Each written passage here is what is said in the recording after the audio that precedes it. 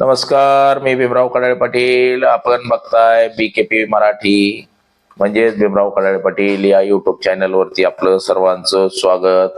आज नवीन दिवस, नवीन विषय, नवीन दिवसाची नवीन अशी चर्चा. आज चर्चा घेऊन आलोय म्हणजे बघा, सोलापूर जिल्ह्यातल्या मोहोळ तालुक्यातलं अनगर या गावचे जे राजन पाटील यांचा दबदबा हा अनगरसह मोहोळ तालुक्यामध्ये आपल्याला दिसतो. तसंच सोलापूरमध्ये सर्वाधिक अग्रक्रमाने नाव घेतलं जातं ते म्हणजे राजन पाटील. पण आज असं झालेलं आहे की राजन पाटलांना दोन बायकांनी, खरंच म्हणजे दोन महिलांनी, एक अनगर मधली एक मोहोळ मधली, अक्षरशः राजन पाटलांना जाम करून टाकलंय. राजन पाटील यांचं जे राजकारण आहे हे कुठंतरी संपवण्याचा प्रयत्न या महिलांनी केलेला आहे आणि तशा त्या भारी देखील पडलेल्या आहेत. तर त्या कशा भारी पडलेल्या आहेत म्हणजे आता मोहोळ नगरपालिकेचं तर नगराध्यक्षपद राजन पाटील यांच्या हातून गेलेलंच आहे.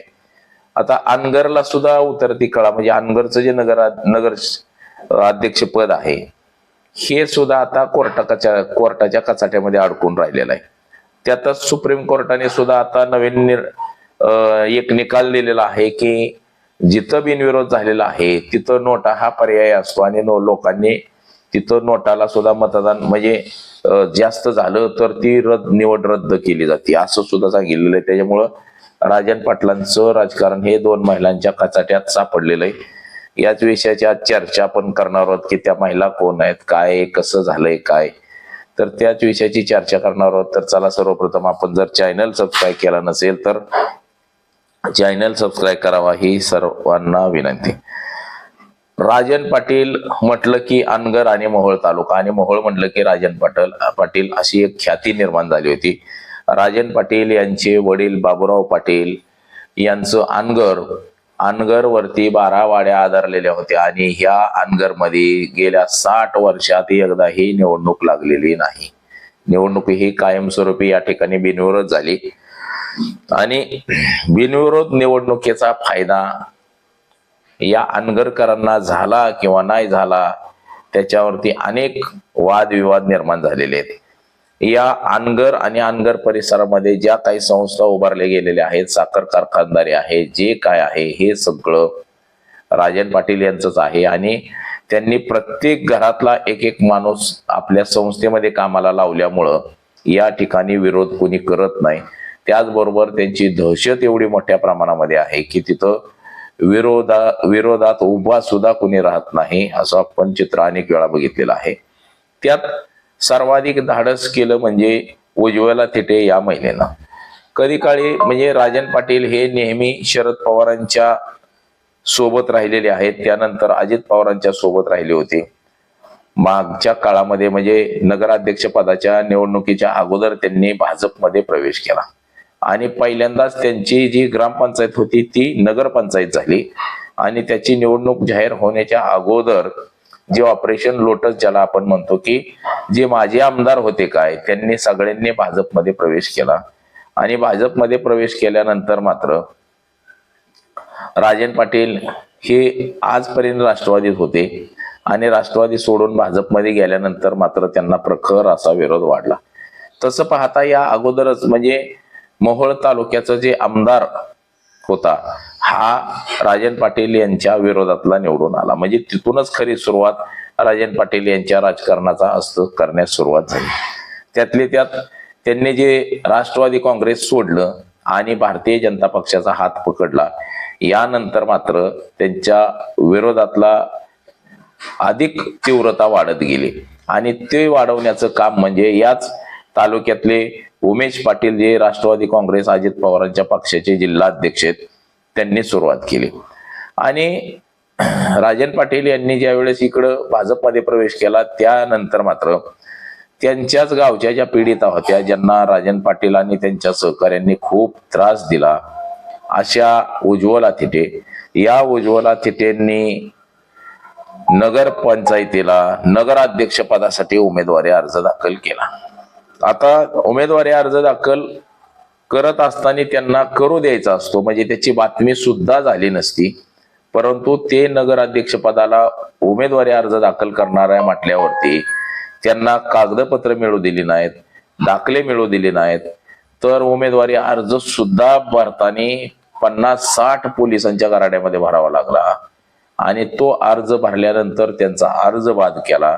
त्याच्यामुळं ही निवडणूक महाराष्ट्रभर गाजली की एका तालुक्यामध्ये, एका नगरपंचायतीमध्ये एका माजी मंत्र्याला एक बाई नडते अशी चर्चा देशभर गाजली. म्हणजे राजन पाटील कोण आहे, काय आहे, ह्याच्यापेक्षा ते उज्ज्वला थिटे कोण आहे याची चर्चा मात्र महाराष्ट्रभर फार झाली. म्हणजे खूप मोठी अशी चर्चा महाराष्ट्रभर घडून आली की कोण आहे उज्ज्वला थिटे, कोण आहे उज्ज्वला थिटे, कोण आहे तिथं खलनायक, असं संबोधलं गेलं. म्हणजे की राजन पाटील यांची भूमिका किंवा यांचं खलनायकाच्या रूपामध्ये लोक बघायला लागली की बाबा खरंच या भागामध्ये एवढी दादागिरी आहे आणि एवढं भयानक वास्तव महाराष्ट्रामध्ये आहे. बिहारपेक्षा परिस्थिती बेकार आहे की उमेदवारी अर्ज दाखल करायला 60-70 पोलीस घेऊन जावं लागतंय आणि फॉर्म भरला तरी तो फॉर्म बाद केला जातोय.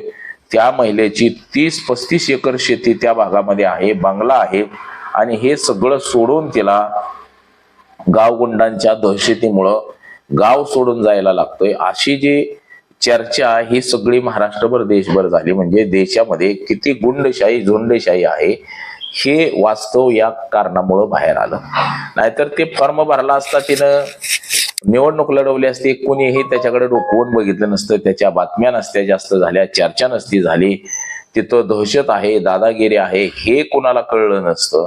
परंतु जेवढा विरोध करत गेले तेवढं त्या महिलेला प्रसिद्धी मिळत गेली. आज उज्ज्वला थिटे कोण आहे, काय आहे, 6 महिन्यापूर्वी कुणाला हे माहित नव्हतं. परंतु जेव्हा त्यांना विरोध केला गेला, बघा कुठल्याही गोष्टीला आपण जर विरोध करत गेलो तर त्या गोष्टीची चर्चा ही सर्वाधिक होत असते. असंच काहीशी चर्चा ह्या उज्ज्वला थिटेंच्या माध्यमातून झाली आणि फार मोठी चर्चा झाली. त्यामुळं त्या उज्ज्वला थिटेंचंच नाव महाराष्ट्रभर देशभर गेलं. जिकडं जाईल तिकडं पत्रकार त्यांच्या माग जायला लागले. म्हणजे ट्रेंडिंगला सध्या सगळ्यात पॉप्युलर म्हणजे जास्त बातम्या बघण्याचा लोकांचा दृष्टिकोन तिकडे वाढला की यार कोण उज्ज्वला थिटे, एका मंत्र्याला नडते आणि कसं भयानक बाई बोलते, अशी सगळी चर्चा जोरदार सुरू झाली सगळीकडं. आणि हे काय कमी म्हणून पुन्हा मोहोळची सुद्धा नगरपालिकेची निवडणूक लागली. आता या ठिकाणी या महिलेचा उमेदवारी अर्ज बाद केल्यानंतर हे सगळं प्रकरण जिल्हा निवडणूक अधिकाऱ्यांकडे गेलं. त्यानंतर ते कोर्टामध्ये गेलं. म्हणजे की बाबा ज्या शपथपत्रामध्ये किंवा ज्या फॉर्ममध्ये सूचकाची सही राहिली म्हणून बाद केला. त्यानंतर समोरच्या प्रतिस्पर्धी उमेदवार ज्या आता प्राजक्ता पाटील निवडून आलेले आहेत, राजन पाटलांच्या सुनबाई, त्यांच्या प्रतिज्ञापत्रामध्ये सुद्धा फार मोठ्या त्रुटी आहेत आणि या त्रुटींच्या आधारे पुन्हा कोर्टामध्ये याचिका दाखल झालेली आहे, केस दाखल झालेली आहे की उमेदवारी त्यांची रद्द करा म्हणून. म्हणजे अजून त्या नगरपालिकेवरती प्रशासनाची टांगती तलवार आहे, असंच काहीच चित्र. म्हणजे आजवर राजन पाटील यांच्या विरोधात एकही माणूस निवडणुकीला उभा राहिला नाही आणि कुठं कोर्टामध्ये सुद्धा गेला नव्हता. परंतु आज त्या उज्ज्वला थिटेंच्या माध्यमातून अजित पवारांनी हे सगळं कारस्थान घडवून आणलं आणि ती एक महिला उभी राहिली. राजन पाटलांच्या घरातूनच म्हणता येईल, म्हणजे गावातूनच म्हणजेच घरातूनच त्यांना विरोध सुरू केला.